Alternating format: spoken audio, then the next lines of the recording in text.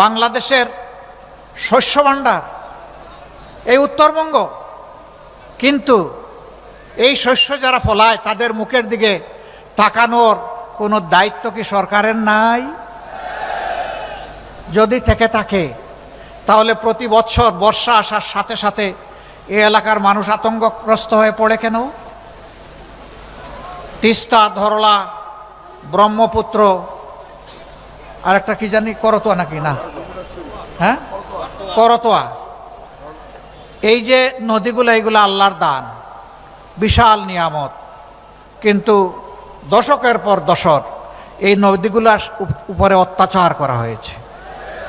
এগুলাকে জীবন দিয়ে রাখা হয়নি। বাজেট বরাদ্দ হয়েছে, নদীর বালু উপরে উঠে নাই, টাকা পকেটে এবং পেটে চলে গেছে। যার কারণে আজকে যখন ঢাকা থেকে আসছিলাম, উপর থেকে দেখলাম এত নদী নয়, এক একটা বিশাল মরুভূমি। এই নদীকে জীবন ফিরিয়ে দিতে হবে। নদী জীবন ফিরে পেলে উত্তরবঙ্গ জীবন ফিরে পাবে ইনশাআল্লাহ। তাই তিস্তা পরিকল্পনা বাস্তবায়নের কোনো বিকল্প নাই। কার ভালো লাগলো আর কার লাগলো না এগুলা দেখার আমাদের সময় নাই। আল্লাহ যদি আমাদেরকে দায়িত্ব দেন, আমরা কথা দিচ্ছি উত্তরবঙ্গের সর্বপ্রথম আমরা ওখানেই কুদাল দিয়ে কূপ দিব ইনশাআল্লাহ। ওটাই আগে বাস্তবায়ন করবো ইনশাআল্লাহ। এই তিস্তাকে জীবন দেওয়ার মাধ্যমে গোটা উত্তরবঙ্গকে আমরা জীবন্ত করে তুলবো ইনশাআল্লাহ। এইখানে তিস্তা মহাপরিকল্পনা যখনই বাস্তবায়ন হবে তখন অনেকগুলা উন্নয়নের দুয়ার খুলে যাবে। আমরা ইনশাআল্লাহ জায়গায় জায়গায় এগ্রো বেসড ইন্ডাস্ট্রি গড়ে তুলব।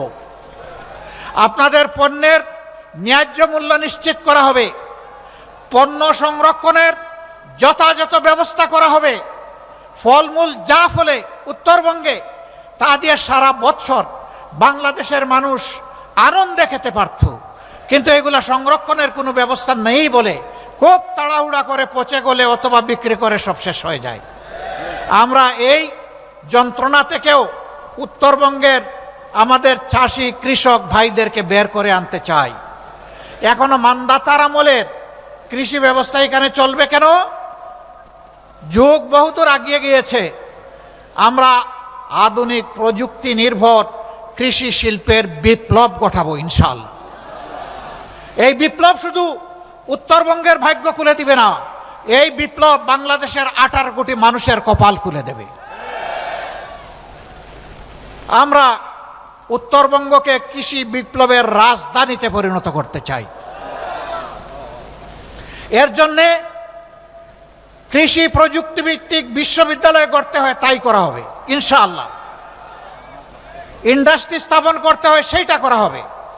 সরকারি, বেসরকারি এবং যৌথ উদ্যোগ সব কিছুতে যদি আমরা সেই উদ্যোগ নিতে পারি, বিদেশিরাও এখানে বিনিয়োগ করতে আসবে। এরকম যখন ইন্ডাস্ট্রিয়াল বেস হয়ে যাবে, আর উত্তরবঙ্গের মানুষকে ছোট্ট একটি চাকরির জন্য পেরেশান হয়ে ঢাকার দিকে ছুটতে হবে না। উত্তরবঙ্গই ঢাকার ফ্যাসিলিটি ঘরে ঘরে এনে দেবে। আমরা চাই না উত্তরবঙ্গ আর বঞ্চিত থাকুক। বলবেন যে এরকম তো যুগে যুগে অনেকেই বলেছে, তা আপনারা যে কথা রাখবেন তার নিশ্চয়তা কি? আমরা 5 আগস্ট বলেছিলাম আমরা কথা রাখবো, হে জাতি আমরা মজলুম, কিন্তু আমরা কারো উপর থেকে প্রতিশোধ নিব না। আল্লাহর কসম একটা মানুষের দিকে আমরা হাত বাড়াইনি। আমরা কি কথা রেখেছি?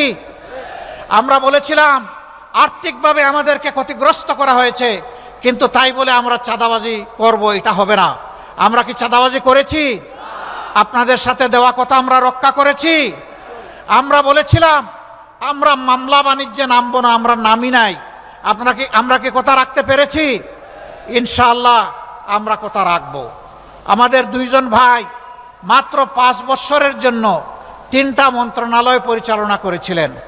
সততা, স্বচ্ছতা এবং দক্ষতার সাথে তারা সেই মন্ত্রণালয় পরিচালনা করেছেন।